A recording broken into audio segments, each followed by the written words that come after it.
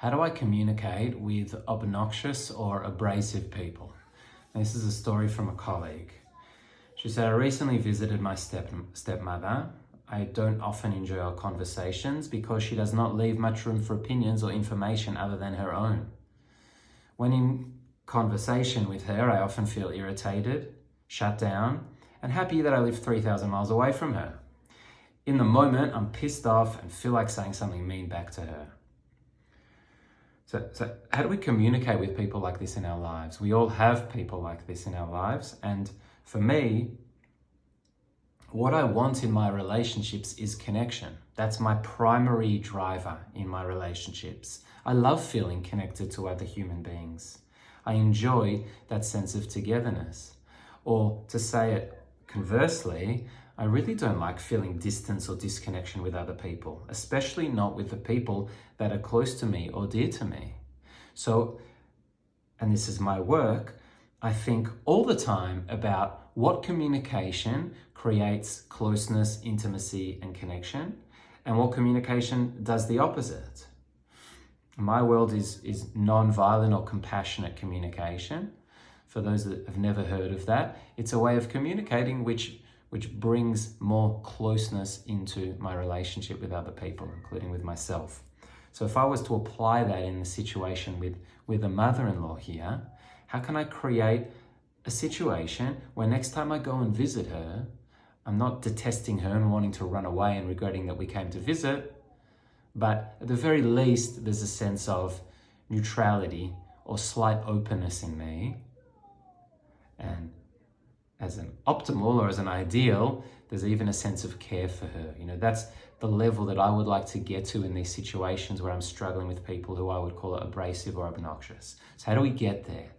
What's the communication that allows us to find that openness and build a different relationship?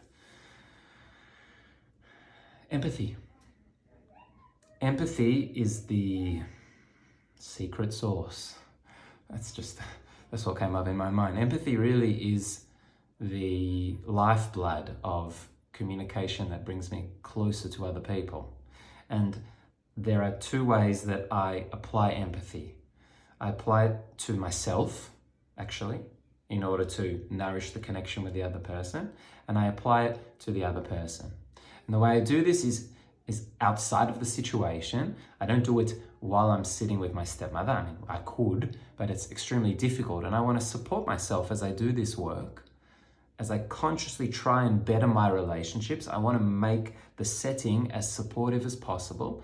So I like to do it outside of the situation when I'm calm as can be, not on the drive home, but when maybe a few days have passed and I'm breathing and I'm ready to reflect and I'm clear on that I really want to improve my relationship and improve my connection. And then I focus on empathy. And the way I do it is I consider my mother-in-law or we're talking about stepmother. I consider my stepmother and I ask myself, what are the human needs that she is hoping to meet in those moments when she's communicating in that way that I don't like? I'll link a needs list into this post so you can just be jogged by a list of needs and reflect on that list. And I do this in my mind of what she's really hoping for in that moment and probably doing, unfortunately, not a very good job at achieving. And this is what my colleague did. They reflected on what the stepmother was really, really needing in those moments. And the main need was to be heard.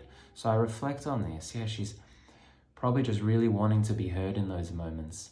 And she's probably not sure really how to be heard besides the one way that she's probably done her whole life, which is just to kind of enforce her opinions and just say what she thinks and not inquire into what other people think. And maybe there's an insecurity there that if she does inquire into what other people think, that she won't be heard, that her opinion won't have space.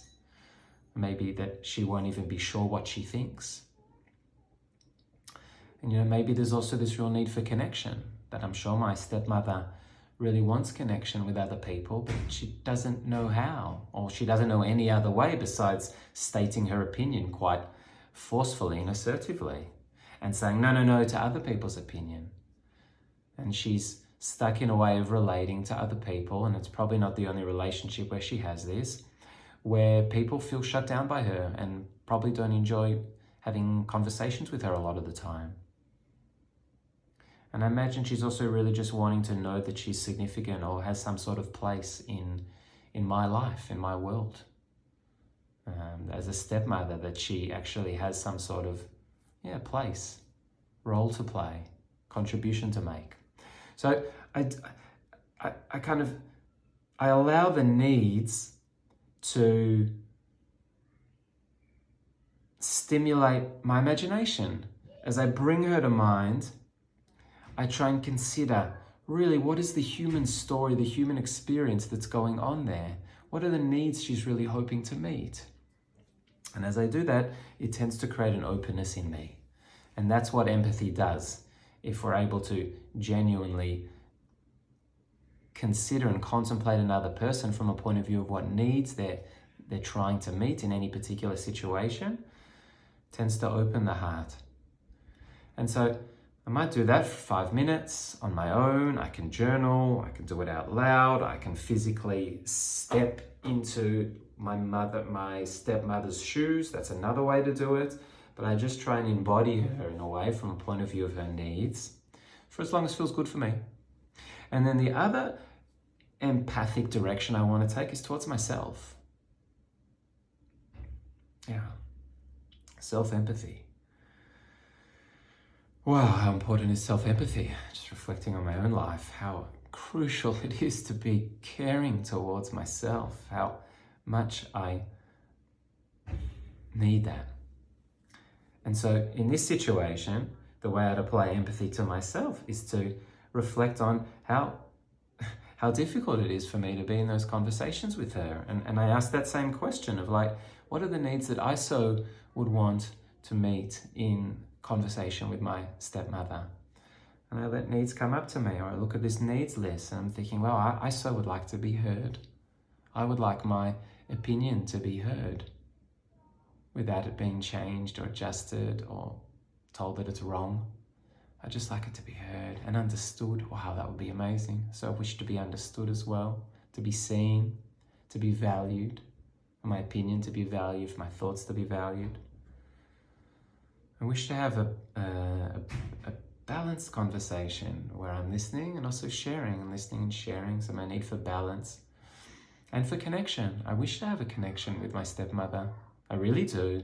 I want to be sitting in that chair opposite her and be enjoying myself, or at least not be dreading the fact that I've come. I really would love some sort of connection with her. Yeah. And I might breathe and go, geez, fuck, it's not even, maybe I don't even see it as even being a possibility with her at any point in time in the future. Maybe things like that are coming up for me. Hopelessness, and that's all a part of me connecting to myself, reflecting on what I'm needing, and perhaps to that place of mourning, I call it, or we call it in nonviolent communication, which is just that place of like, wow, these needs are so not being met now, and that hurts, or that's sad. That's the mourning of like, wow. And then for me, empathy towards myself creates a softness also.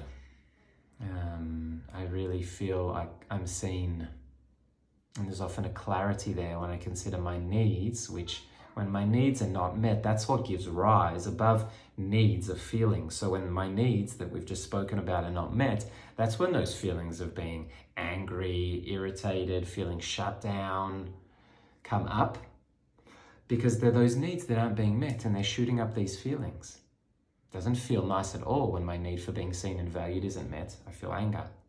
And then from that level, from that level of anger, then it might go into my thoughts of like, you obnoxious cow. So they're kind of just a snapshot of the levels we work with in this way of communicating is thoughts, judgments of myself or of the other person come from feelings and stimulate feelings. And underneath it all are these yearnings or needs. And empathy is all about touching that place of needs in myself and in the other person. And I find that when I do that, when I spend, 10, 15 minutes just doing this exercise, Something shifted in me towards the other person. And it's not that next time everything's going to be lovely da-di-da-di next time I go see my stepmother, but I might find there's a little bit more of a softness. Or I might find that softness lasts for another few minutes in the conversation with her before it might fall away again. Okay, small steps. But there is some sort of shift.